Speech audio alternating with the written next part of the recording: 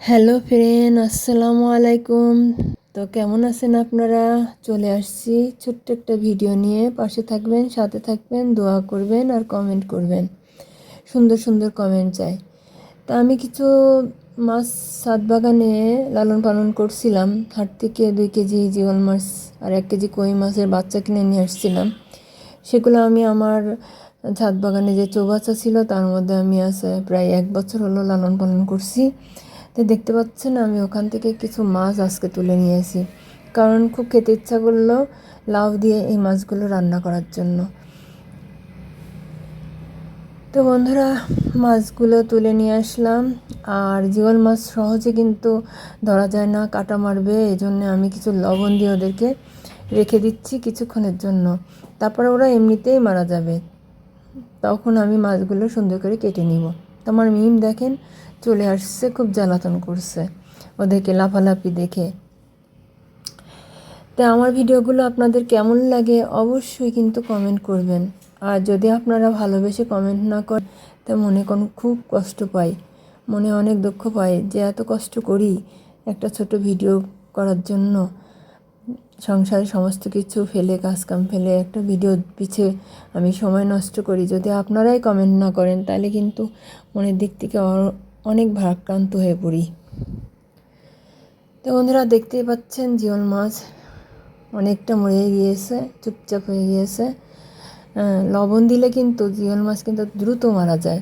আপনারা যারা জিওল মাছ কাটতে ভয় পান তারা কিন্তু অবশ্যই একটু লবণ দিয়ে রাখবেন, দেখবেন তখন আপনারা সহজে কেটে নিতে পারবেন। 5 মিনিট এভাবে লবণ দিয়ে রেখে দিলে জিওল মাছটা এমনিতে মরে যাবে। তা আমি যখন মরে গেল তখন এদেরকে কেটে নিচ্ছি সুন্দর করে। তারপরে আমি আমার ছাদ বাগান থেকে কিছু পেপার পাতা তুলে নিয়ে পেস্ট করে ওটাকে আমি 5-10 মিনিটের মতো মাখিয়ে এভাবে রেখে দিব। এটা করলে কী হয় বন্ধুরা, জিওল মাছ কিন্তু ধোয়াটা অনেক কঠিন, সহজে ধোয়া যায় না। কালচে ভাবটা তোলা খুব কষ্ট।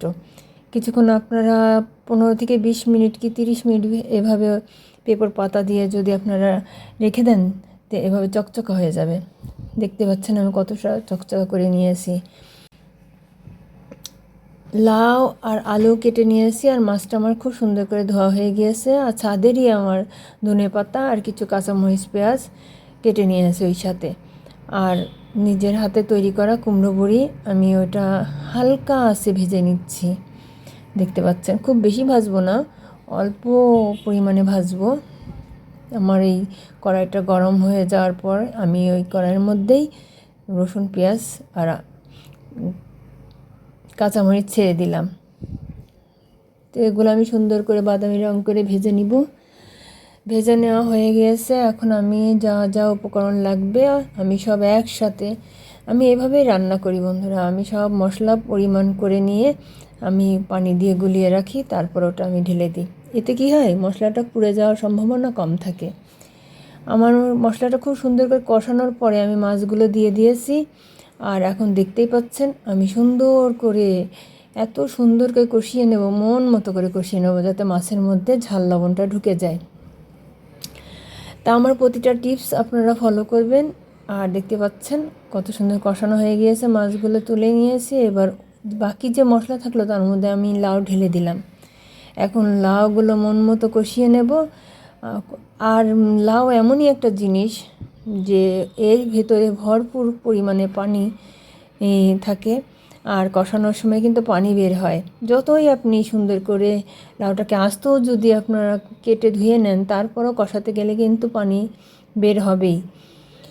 তো দেখতে পাচ্ছেন আমার লাউ কষানো হয়ে গিয়েছে। এখন এই কষানো মাছগুলো আমি এর মধ্যে ঢেলে দিব।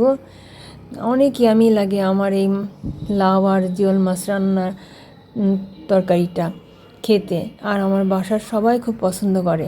টাটকা টাটকা জিওল মাছ আর একদম কচি লাউ দিয়ে আমি সুন্দর করে মাছটা রান্না করছি। তো কেমন লাগছে বন্ধুরা আমার ভিডিওটি অবশ্যই কমেন্ট করে জানাবেন। স্কিপ করে ফেলেছি ধনেপাতার কুমড়ো বড়িটা দিতে। তো এই আমার হলো লাউ আর জিওল মাছ রান্না।